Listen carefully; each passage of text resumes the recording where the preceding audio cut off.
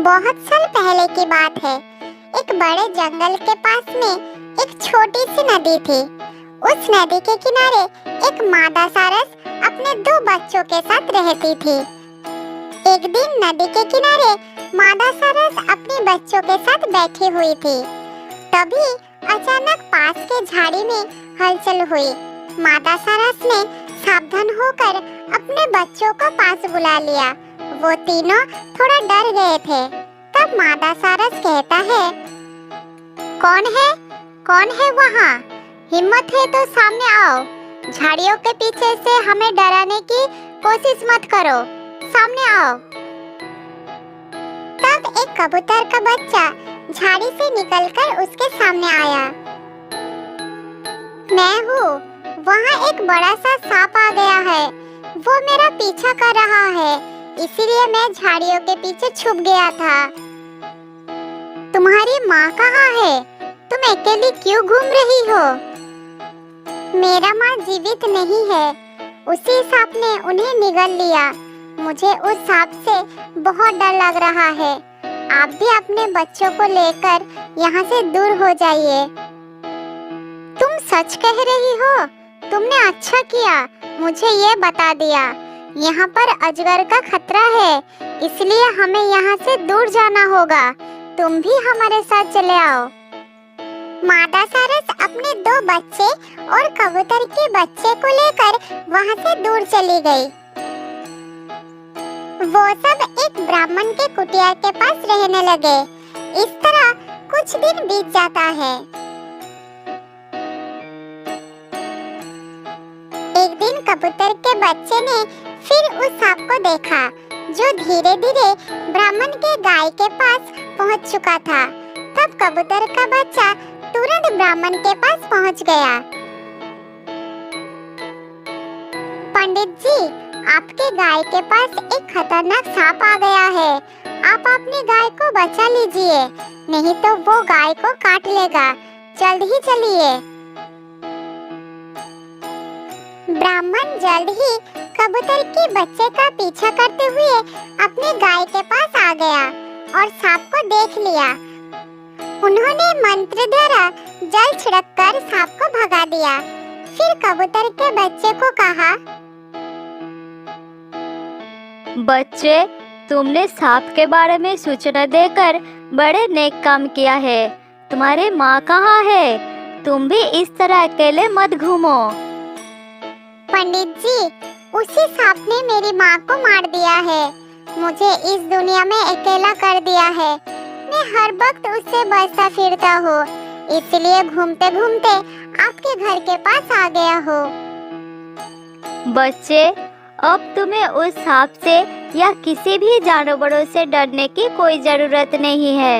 यहाँ आओ, मैं अपनी मंत्र शक्ति से तुम्हें एक शक्ति प्रदान कर रहा हूँ। आज से तुम्हारा नाम अभय होगा। तुम अपने साथ साथ दूसरों की भी रक्षा कर सकोगे।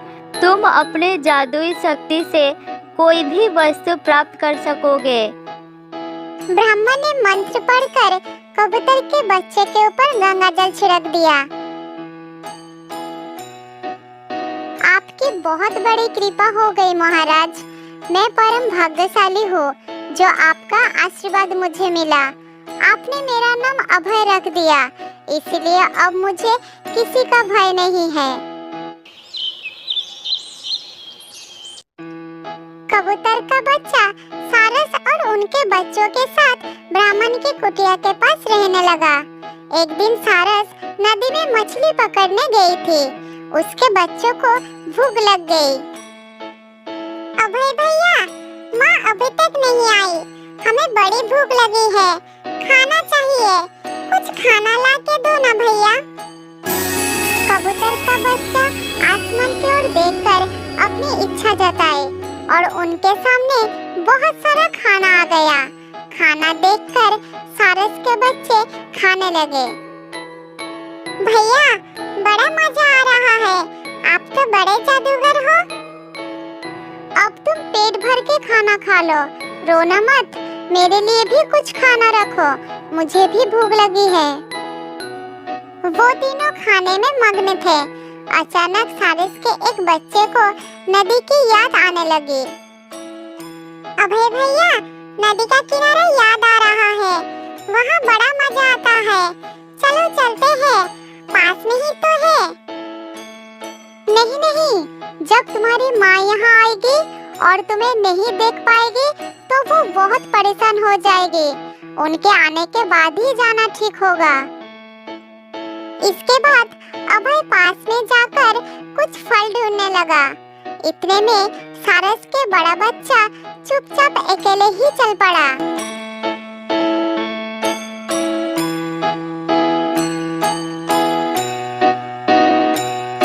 थोड़ी देर बाद अभय वापस आया तो उसका होश उड़ गया। वो समझ गया कि बड़ा बच्चा नदी किनारे गया होगा। उसने छोटे को साथ लेकर नदी किनारे पहुंच गया। वहाँ का नजारा देखकर अभय आश्चर्य हो गया। एक बड़ा सा मगरमच्छ सारस के बड़े बच्चे को खाने के लिए आ रहा था। कबूतर के बच्चे ने दूर से ही मगरमच्छ पर अपनी चमत्कारी नजर डाली और मगरमच्छ बिल्कुल स्थिर हो गया। वो हिल नहीं पाया, उसके कदम भी रुक गए। जल्दी से यहाँ आओ मुन्ना, जल्दी चले आओ, नहीं तो मगरमच्छ तुम्हें पकड़ लेगा। सारस का बच्चा उड़ते हुए कबूतर के बच्चे के पास आ गया। फिर वो तीनों मिलकर अपने घर वापस आ गए। एक दिन अभय सारस के दो बच्चों के साथ खेल रहा था। वो सांप फिर से उनके पास आ गया। सांप सारस के बच्चे की तरफ जा रहा था। बच्चे सांप को देखकर डर गए। माँ सारस वहाँ नहीं थी। अभय आकर सांप के सामने खड़ा हो गया। दुष्ट सांप, तू चुपचाप यहाँ से चला जा। इस बच्चों की तरफ देखना भी मत, वरना अच्छा नहीं होगा। अच्छा हुआ तुम भी आ गए। अब तो 3 आहार हो गए। चलो, पहला नंबर तुम्हारा लग जाएगा। फिर सब आगे आया और अभय को निगल गया। ये देखकर सारस के दोनों बच्चे रोने लगे। दुष्ट सांप, मेरे भैया को छोड़ दो। सांप बोलना चाहता था लेकिन बोल नहीं पा रहा था। वो परेशान हो गया। अरे अरे, ये क्या हो रहा है? मेरे मुंह से बाहर निकल। तू पक्षी है या आग का गोला? आह आह, मेरा मुंह जल रहा है। सांप परेशान होकर इधर-उधर घूमने लगा। उसके मुंह के अंदर से कुछ आवाज आने लगा। मुझे माफ कर दो, मुझे मत मारो, मैं मर जाऊंगा। छोड़ दो मुझे, मैं तुम्हारे साथ बहुत गलत किया है। छोड़ दो मुझे। तुमने मेरी माँ को मार दिया, मुझे अनाथ कर दिया। अब अपनी बारी आई तो रोना आ रहा है। अभय सांप का पेट चीर के बाहर आ गया और सांप छटपटाता हुआ मर गया। तब वहाँ माँ सारस आ गया। अभय, तुम ठीक हो ना? ये सांप तो मर गया। मैं बिल्कुल ठीक हूँ। ये सांप मेरे भाइयों पर हमला करने आया था, अब खुद ही जलकर मर गया। इससे इसकी करनी का फल मिल गया। उस दिन के बाद से वो सब मिलकर खुशी-खुशी रहने लगे। बहुत साल पहले की बात है।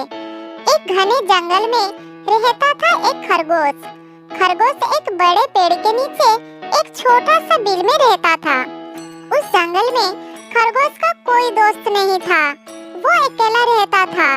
एक दिन गर्मी के एक दोपहर में खरगोश को प्यास लगी और वो पानी पीने के लिए एक तालाब के पास गया।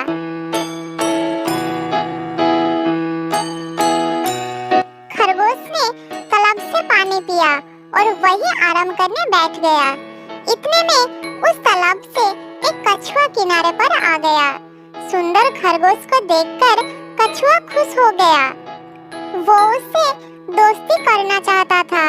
थोड़ी देर बाद कछुआ खरगोश के पास आया और कहा,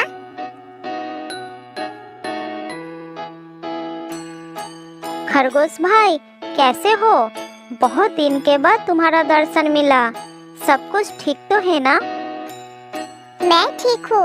गर्मी बहुत बढ़ गई है। मुझे प्यास लगा था। मेरे घर के पास का छोटा तालाब सूख गया है, इसलिए मैं प्यास बुझाने के लिए यहाँ चला आया। लेकिन तुम कैसे हो? मैं ठीक हूँ खरगोश भाई। तुम्हें यहाँ देखकर मुझे बहुत अच्छा लगा। पानी पीने के लिए तुम इधर आए, इस बहाने हमारी मुलाकात हो गई। मुझे अपना दोस्त बना लो, इस तरह हम मिलते रहेंगे, एक दूसरे के काम आएंगे। देखो कछुआ भाई, मेरी तुम्हारी कोई बड़ा बड़ी तो है नहीं, तुम मेरी क्या मदद कर पाओगे? आवश्यकता पड़ने पर दौड़ भी नहीं पाओगे। तुम जल में रहते हो और मैं स्थल पर, इसलिए तुम किसी जल के जीव को अपना दोस्त बना लो, यही अच्छा रहेगा। कछुआ खरगोश से दोस्ती करने की बड़ी उम्मीद लेकर उसके पास आया, लेकिन खरगोश के अपमानजनक बात सुनकर उसका मन दुख से भर गया और वो मुंह लटकाकर वहां से पानी में चला गया।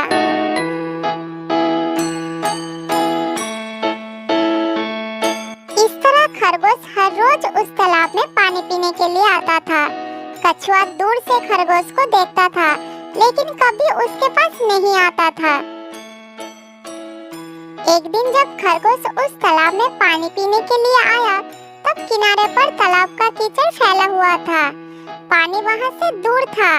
खरगोश ने जैसे ही पैर आगे बढ़ाया, तब उसका पैर कीचड़ में फंसने लगा और वो डर के मारे पीछे लौट आया। कछुआ दूर से ही खरगोश की विवस्था को देखता रहा। खरगोश प्यासा भी था और अपने आप को पानी तक नहीं ले जा सकता था, इस कारण पानी भी नहीं पी सके। कछुआ दूर से सब कुछ देख रहा था। खरगोश की ये हालत देखकर कछुआ और नहीं रह पाया, फिर वो उसके पास आया।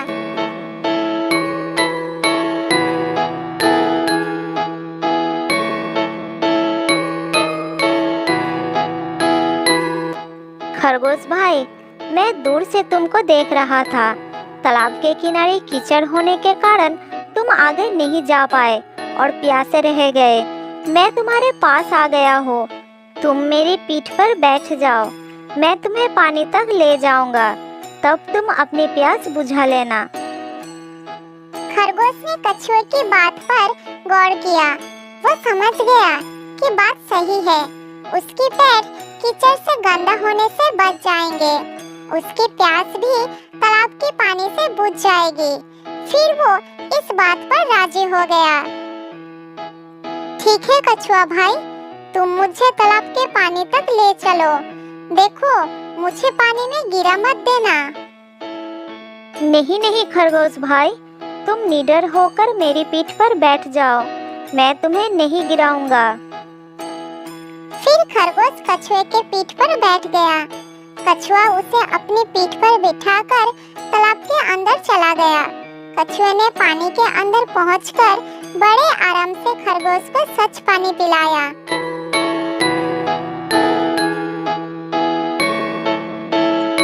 पानी पीने के बाद खरगोश बहुत खुश हो गया। फिर वह कछुए के पीठ पर बैठे-बैठे किनारे पर चला आया।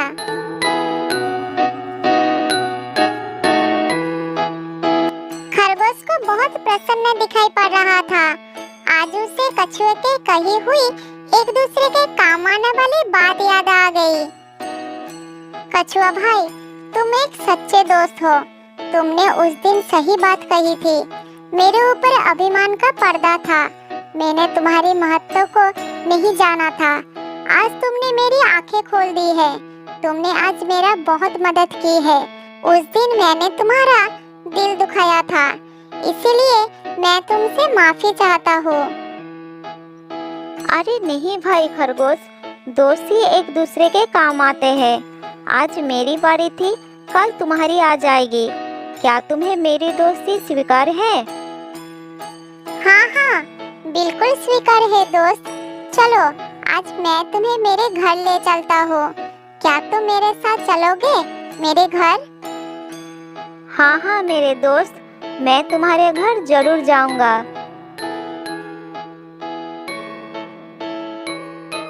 फिर खरगोश अपने दोस्त कछुए को अपने घर ले जाता है। वहाँ दोनों बहुत मस्ती करते हैं और एक साथ खाना खाते हैं। ऐसे ही कुछ दिन बीत जाता है। जिस तालाब में कछुआ रहता था उसका पानी भी सूखने लगा। खरगोश को भी इस बात की बड़ा चिंता हो रहा था। वो सोचने लगा कि अगर ये पानी समाप्त हो गया तो प्यास से मरने की नौबत आ जाएगी। तब दोस्त कछुआ भी कुछ नहीं कर पाएगा और वो भी पानी के बिना परेशान हो जाएगा।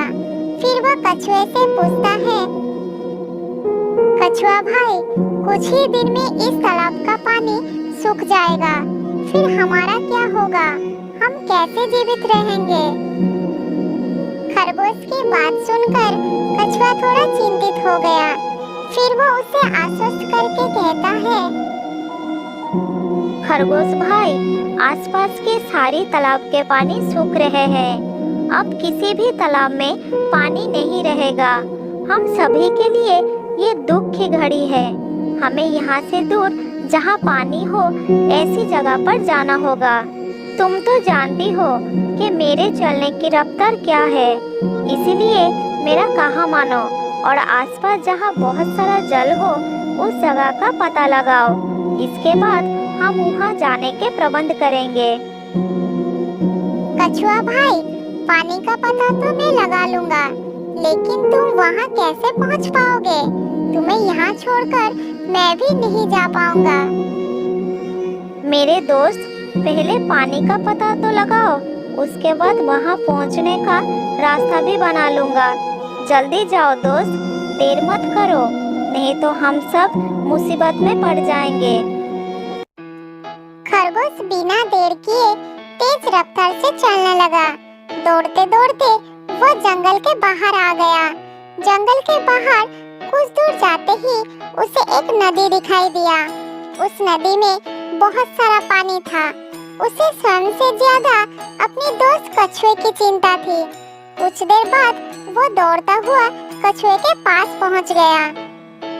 कछुए के पास पहुंचकर खरगोश ने नदी के बारे में सारी बात बता दी। खरगोश भाई, मैं जानता हूँ कि तुम मुझे लेकर चिंतित हो। मैंने भी जंगल के बहुत सारे दोस्तों को बुलाया है, वो सब हमारे काम आएंगे। अब यहाँ पानी के बिना कोई भी प्राणी जीवित नहीं रह पाएगा, इसलिए हम सब साथ में यहाँ से जाएंगे। कछुए ने आसपास के कुछ जानवरों को इकट्ठा किया। उसने बंदर को एक कपड़ा ले आने के लिए कहा।